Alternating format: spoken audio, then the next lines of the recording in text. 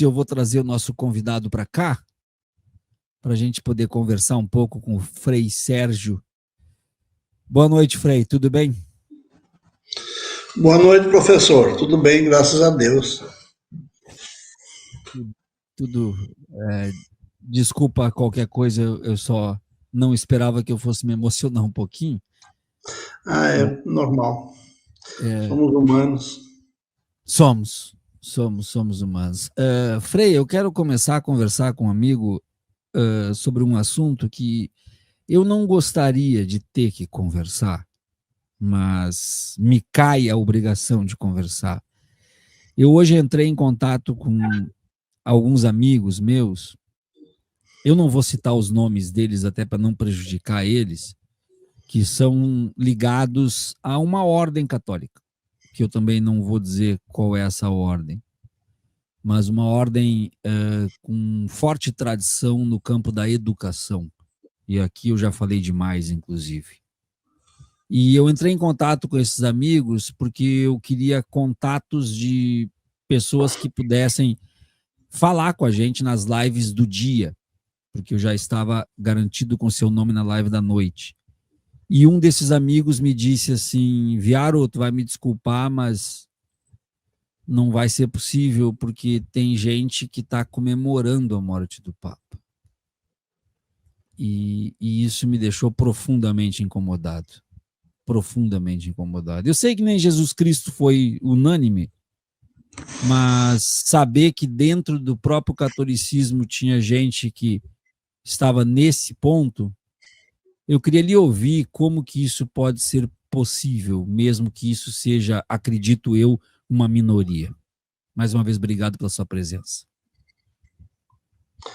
Professor, infelizmente isso aconteceu e acontece dentro da própria Igreja Católica. O Papa Francisco, ele era um espinho no pé daqueles que se dizem religiosos, são religiosos e não vivem profundamente o Evangelho. O Papa Francisco era um questionamento permanente para essa gente. Eles se incomodam muito se incomodavam muito com o testemunho do Francisco, embora ele nunca atacou, sempre foi muito tolerante em relação a isto. Algum tempo atrás, quando eu fiquei sabendo que tinha pessoas que rezavam pela morte do Francisco, eu fiz uma gravação nas minhas redes e eu disse o seguinte: eles me parecem como aqueles religiosos judeus diante de Pilatos dizendo: crucifica-o. Me parecem muito semelhantes àqueles lá. Solte Barrabás, crucifica Jesus. E isso se teve com Jesus, por que não ia ter com Francisco, né? O próprio Jesus disse: se fazem isso com o lenho verde, o que não farão com o seco? Jesus é o lenho verde, nós, e o Papa Francisco era o lenho seco, quer dizer, queimam, né? Queimam, fazem de tudo. Por quê? Porque o Papa Francisco tem um comportamento profundamente evangélico e que, pelo seu testemunho, é um questionamento para muita gente que está na igreja, mas odeia, não é solidário com os pobres, acha que tudo é comunismo, qualquer gesto a favor dos pobres é comunismo, não praticam realmente a caridade política, a caridade, acho que nem a caridade individual, sabe? Vive do Aham. preconceito com tudo que é pobre, com pessoas que têm outro comportamento sexual, preconceito com quem não concorda com eles. Eu mesmo, como frei, vivo muito esse preconceito muitas vezes, porque o fato de eu estar com sem terra, com os pequenos agricultores, com os indígenas, com os negros, isso é razão para ser profundamente criticado, agredido, odiado por muitos. Então, nós estamos acostumados com isso e não estranha, sabe, que tenham tido esse comportamento, que tenham esse comportamento com o Papa. Agora, também é verdade, professor, que o Papa encantou a grande maioria do povo, né? a grande maioria das pessoas do mundo inteiro, sabe? Inclusive de quem não é católico, nem é cristão, ele arrebatou multidões, né? Assim como Jesus no tempo dele.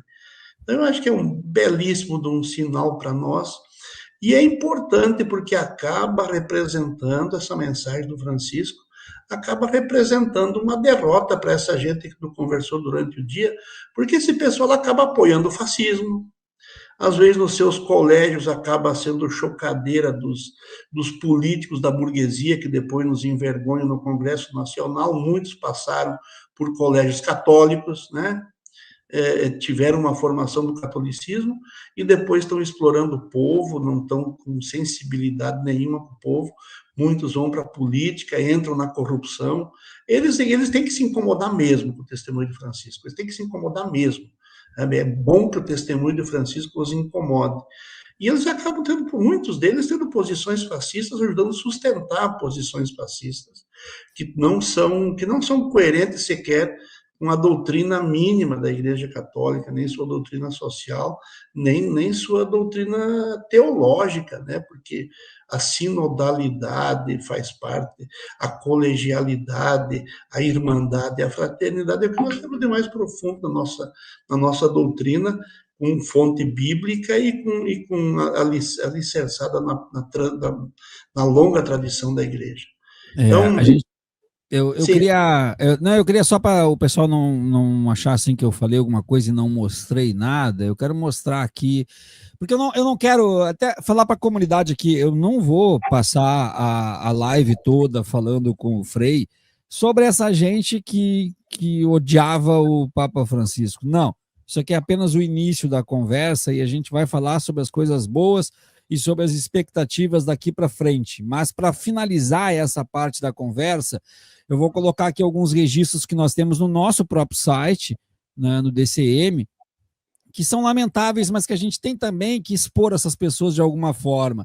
Então, nós temos aqui o perfil Cristiane Brasil, ela colocou: o padre comunista morreu, que respeitemos o cargo, mas a pessoa. Papa que não comentou a morte de cristãos na África, que defendeu abortistas, não dá, foi tarde.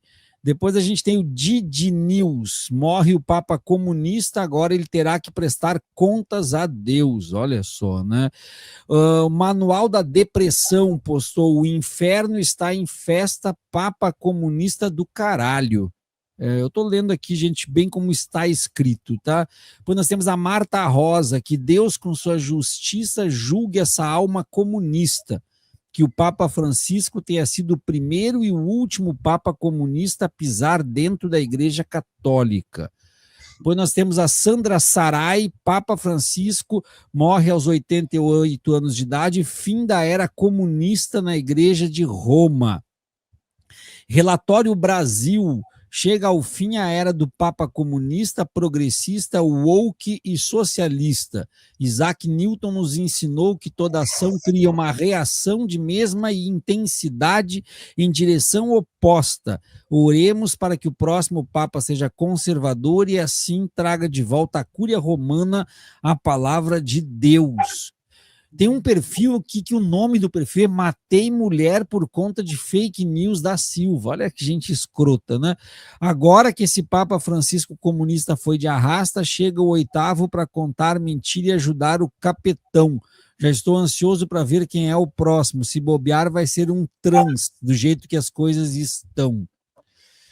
MSB, Papa comunista, tolerante com os envolvimentos de padres e bispos da Igreja Católica em escândalos sexuais e desvios de dinheiro, aproximação e apoios a ditadores e corruptos de vários países. Já foi tarde, que Deus tenha pena de sua alma, mas a justiça divina está consumada. E aqui a mesma que já tinha postado, postou de novo, e esses são alguns dos perfis lamentáveis e postagens lamentáveis que a gente pegou ao longo do dia. Eu gostaria de finalizar essa parte, querendo saber se o senhor quer fazer algum comentário sobre essas postagens.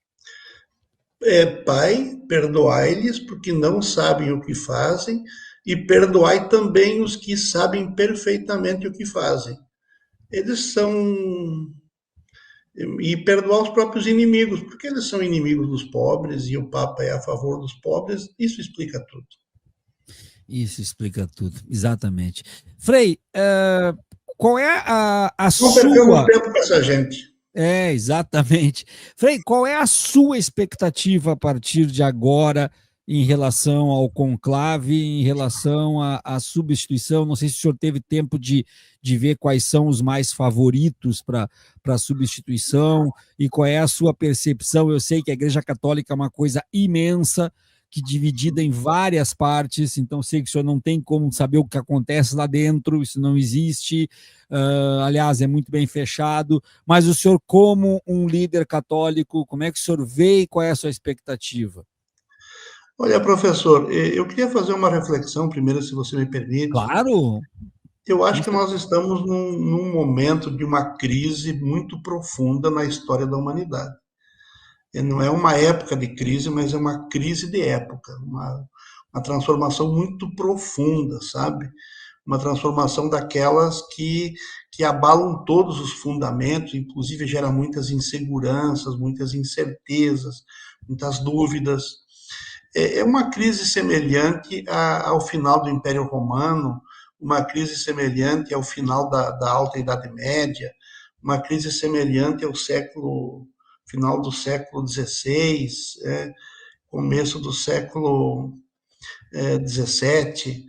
Em todas essas épocas, essas crises elas não se decidem num curto prazo, sabe que elas mudam paradigmas, né?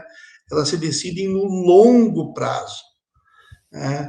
E em todas essas grandes crises da humanidade nos tempos recentes, estou falando do Império Romano para cá, surgiram grandes líderes, surgiram referências que indicaram caminhos e que esses caminhos se prolongaram no tempo e começaram a dar resultado muito tempo depois.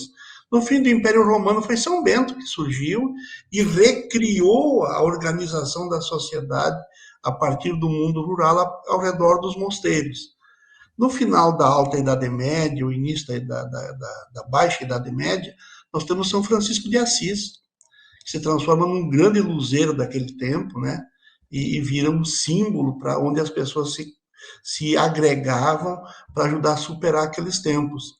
Quando você olha o início da Era Moderna, a revolução científica toda, a mudança de paradigma, nós temos ali, no mundo católico, nós temos o que é o orientador do Papa Francisco, né, o Santo Inácio de Loyola, mas também temos Lutero, quer dizer, ali já começa, são duas referências que nos ajudam, que ajudaram a humanidade a superar aquele período crítico. E eu acho que agora o nosso grande luzeiro é o Papa Francisco, sabe? E os temas que ele tratou, mas principalmente não os temas que ele tratou, mas a forma como ele se comportou. O jeito como ele viveu, a forma como ele foi solidário nos momentos críticos, você mostrou aí com muita propriedade o caso da pandemia, né? O testemunho dele diante da pandemia não foi fazer um discurso, foi lá na praça sozinho rezar pela humanidade, sabe? Humanidade hoje, as pessoas estão muito mais sensíveis aos temas espirituais. Você mesmo é um testemunho disso, sabe? Você tem uma concepção de mundo que prescinde de uma divindade, mas você não tá fechado ao debate da questão religiosa, das questões teológicas, porque elas perpassam a nossa vida. Então, o Papa Francisco é esse sinal. Eu acho que ele é o grande líder desse tempo, sabe? E aí eu quero continuar a minha reflexão.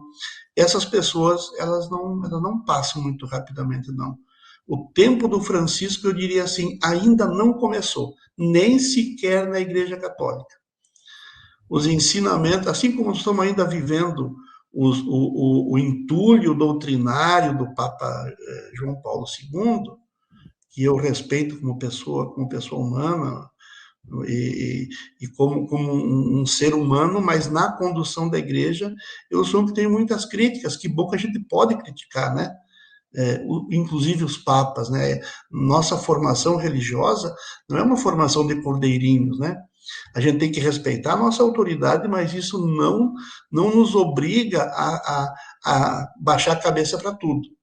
Então, nós ainda estamos vivendo esse período duríssimo, né, na igreja, influenciado pelo papado de João Paulo II. E a influência do papado de Francisco começa agora. E não vai começar de cima para baixo, não vai começar por bispos e clero, vai começar de baixo para cima. Vai começar pelos leigos, pelo povo, pela população simples, vai começar pelas comunidades, vai ser é uma inversão de lógica, eu diria, como foi com os outros casos, né? Com São Bento, com São Francisco de Assis, com Lutero e Inácio de Loyola, épocas e períodos diferentes. Eu acho que Francisco vai ser o nosso grande guia, nosso grande luzeiro.